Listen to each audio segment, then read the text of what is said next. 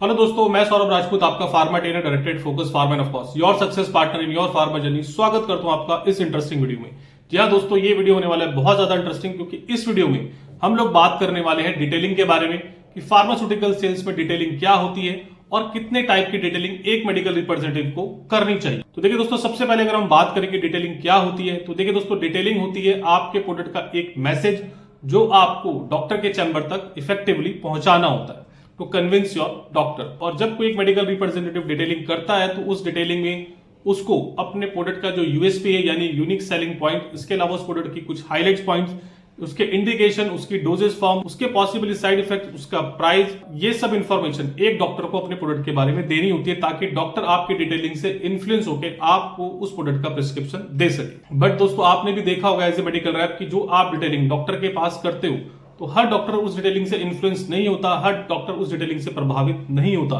कुछ डॉक्टर में तो वो डिटेलिंग काम कर जाती है, बट बहुत सारे डॉक्टर्स ऐसे होते हैं जो आपकी डिटेलिंग सुनने के बाद भी आपको कोई रिस्पॉन्स नहीं करते, आपको कोई प्रिस्क्रिप्शन नहीं देते। आपने कभी सोचा है कि ऐसा क्यों होता है? और यदि आपके साथ भी ऐसा हो रहा है तो ऐसे केस में एक मेडिकल रिप्रेजेंटेटिव को क्या करना चाहिए? तो देखिए दोस्तों, यदि आपके एरिया में भी कुछ डॉक्टर ऐसे हैं जो आपको डिटेलिंग करने के बाद भी आपको कोई रिस्पॉन्स नहीं दे रहे हैं, तो सबसे पहले आपको कस्टमर को समझना होगा, कस्टमर की नीड को समझना होगा, और कस्टमर की नीड, इंटरेस्ट को समझने के बाद आपको अपनी डिटेलिंग में कुछ एलिमेंट्स ऐड करने होंगे, कुछ एक्स्ट्रा पॉइंट उसमें डालने होंगे। तो वो एक्स्ट्रा एलिमेंट या एक्स्ट्रा पॉइंट क्या हो सकते हैं, वही दोस्तों मैं आज आपको इस छोटे से वीडियो के माध्यम से बताने वाला, ताकि आपकी डिटेलिंग हो जाए बहुत ज्यादा इफेक्टिव और यूजफुल, और उस डिटेलिंग से आप अपने कस्टमर को कन्विंस कर पाए। बट अगेन दोस्तों, बिफोर स्टार्टिंग दिस वीडियो, आप सब लोगों से मेरी रिक्वेस्ट है कि जो भी इस चैनल को पहली बार देख रहे हैं, सबसे पहले प्लीज चैनल को सब्सक्राइब करें, लाइक करें, मैक्सिमम लोगों तक शेयर करें, ताकि इस चैनल के थ्रू जो भी इंफॉर्मेटिव और यूजफुल वीडियो मैं आपके फार्मा करियर के लेके आता हूं,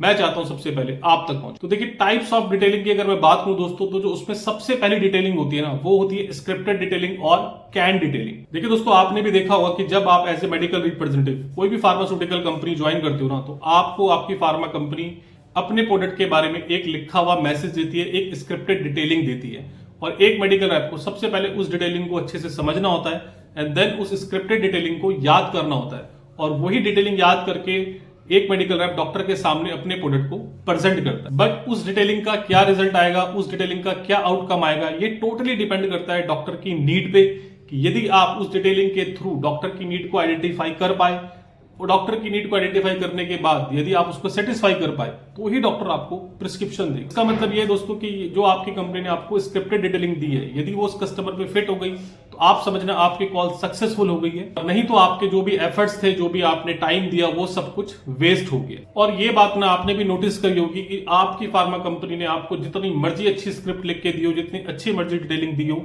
हर एक कस्टमर उस डिटेलिंग से इन्फ्लुएंस नहीं होता, प्रभावित नहीं होता, क्योंकि हर डॉक्टर की नीड अलग है, हर डॉक्टर का इंटरेस्ट अलग है, हर डॉक्टर का बिहेवियर अलग है। और स्क्रिप्टेड डिटेलिंग के साथ ना दोस्तों एक प्रॉब्लम और आती है कि यदि आप किसी नए कस्टमर को मिलने जा रहे हो, तो आप पहली बार, दूसरी बार अगर उससे मिलने जा रहे हो, तो वो हो सकता है आपकी डिटेलिंग सुन ले, बट एक मेडिकल रैप को तो डॉक्टर से बार बार मिलने जाना होता है। तो आप खुद सोचिए कि आप एक ही स्टोरी एक ही कस्टमर को कितनी बार सुनाओ, और वो कस्टमर भी ना आपकी एक ही स्टोरी सुन के बोर हो जाएगा और आपको अलाउड नहीं करेगा टू डिटेल योर प्रोडक्ट। दूसरी तरह की डिटेलिंग आती है रैशनल डिटेलिंग। देखिए दोस्तों, इस तरह की डिटेलिंग में ना एक मेडिकल रैप अपने प्रोडक्ट को रैशनली प्रमोट करता है।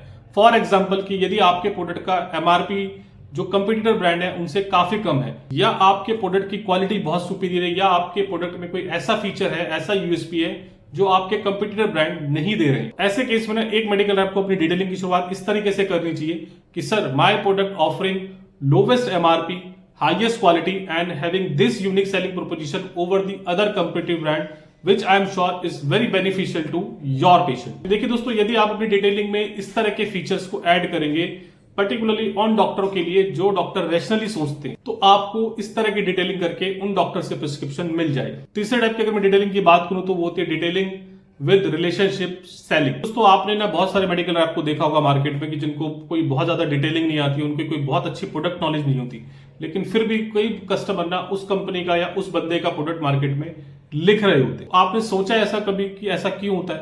देखिए दोस्तों, ऐसा सिर्फ इसलिए होता है क्योंकि उस बंदे के पास एक कैपेबिलिटी है, एक स्किल है रिलेशन डेवलप करने की। और बहुत सारे कस्टमर ना दोस्तों मार्केट में इस तरह के आपको मिलेंगे कि जो आपकी प्रोडक्ट नॉलेज को नहीं देखते, आपके प्रोडक्ट को नहीं देखते, वो डॉक्टर सिर्फ मैटर करते हैं रिलेशनशिप को, वो वैल्यू करते हैं केवल रिलेशंस को। तो ऐसे केस में यदि एक मेडिकल रिप्रेजेंटेटिव कुछ इस तरह के डॉक्टर्स को मिलने जा रहा है तो उसको अपनी प्रोडक्ट प्रेजेंटेशन, अपनी प्रोडक्ट डिटेलिंग के साथ साथ ना इस स्किल्स पे भी काम करना चाहिए। उसको अपनी डिटेलिंग के साथ साथ डॉक्टर से किसी अदर टॉपिक पे भी बात करने की कोशिश करनी चाहिए। चौथे टाइप की डिटेलिंग होती है डिटेलिंग विद इमोशनल सेलिंग। तो देखिए दोस्तों, इस तरह की डिटेलिंग से ना आप उन डॉक्टर को कन्विंस कर सकते हैं कि जो इमोशनली सोचते हैं। क्योंकि आपने देखा होगा दोस्तों मार्केट में कि काफी सारे डॉक्टर ना ऐसी कंपनियों के प्रोडक्ट लिखते हैं या ऐसे मेडिकल रैप के प्रोडक्ट लिखते हैं जो उनसे बहुत समय से मिलते आ रहे हैं। वो डॉक्टर क्या रिकॉग्नाइज करते हैं कि ये बंदा कितना हार्ड वर्किंग है, कितना डेडिकेशन से काम करता है, कितने समय से मुझसे मिल रहा है, कितनी सिंसियरिटी के साथ ही मेरी कॉल करने आता है। और ऐसे डॉक्टरों से ना आपको अपनी प्रोडक्ट डीलिंग के साथ साथ उसके कुछ इंटरेस्ट के टॉपिक, उसकी कुछ हॉबीज, इन सब पे भी बात करनी चाहिए। और इस तरह के डॉक्टर से यदि आप मिलने जा रहे हो ना दोस्तों, तो आपको अपनी डिटेलिंग में ना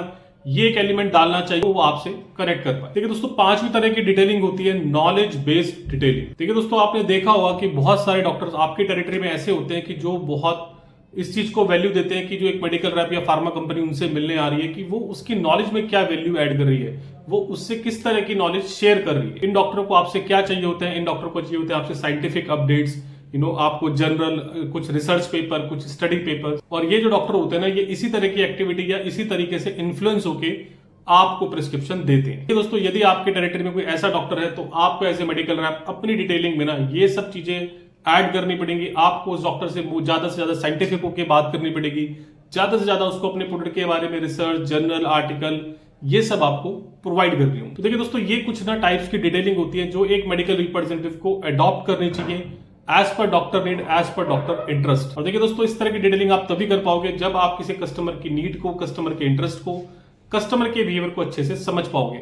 और कस्टमर की नीड, इंटरेस्ट, बिहेवियर को समझने का एक ही तरीका होता है और वो होता है आरसीपी। अब ये आरसीपी क्या होता है दोस्तों, इसके लिए मैंने डिटेल में वीडियो बनाया हुआ है, आप मेरा वो वीडियो जाके जरूर चेकआउट कीजिए। होप दोस्तों आपको ये वीडियो पसंद आया होगा। आपको ये वीडियो कैसा लगा इसके बारे में अपनी राय कमेंट सेक्शन में जरूर दीजिए। थैंक यू दोस्तों, हैव वेरी ग्रेट।